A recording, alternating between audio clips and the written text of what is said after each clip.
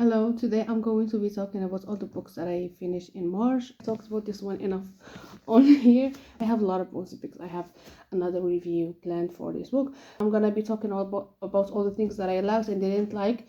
I didn't like mostly the ending and the misogyny of Leo Tolstoy went in with Anna's story. Another book that I have started and finished and it is Girl Other Woman by Bernardine Evaristo, and this is multiple POVs of black women in London and England. It's fun to read the story and find the POV of a person that you have read in a previous chapter. Makes everything feel so connected. And next, I was going through the long list for the International Book Prize. I've read 3 books from the long list. I've read On Earth as It Is Beneath by Ana Paula Maia.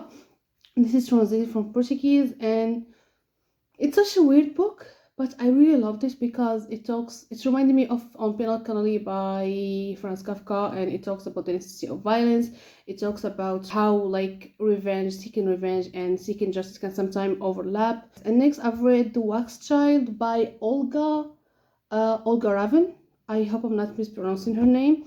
And this is such an experimental book. I think this is the first time that I've read a book from the POV of an inanimate object. It's based on or loosely inspired by the witch trials that were happening in Scandinavia. It's a great discussion about privilege. It's a fun book and it's very short, so give it a try and let me know what you think, because I really loved it and I'm sad that it didn't make it to the shortlist.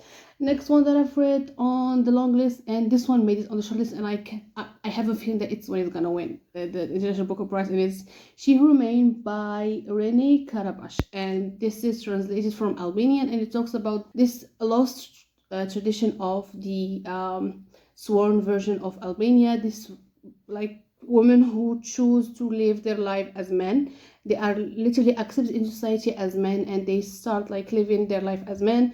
And we have this journalist who is interviewing the last version of Albania, and how this choice had spiraled her life. Really love this book. I hope it wins the International Booker Prize. And before I finish Anna Karenina, I took a break and I've read this short essay by Jen Dedin called On Keeping a Notebook, and there's nothing to add, to be honest. I really loved how her view about journaling and keeping a notebook and how she does it. Her being a journalist kind of plays into her keeping a notebook, because she's kind of this passive person who is just observing the people. I love Jen Dedin. Everything she writes I'm gonna read. Very interesting. It's just very, very short. I think it's 7 or 8 pages long.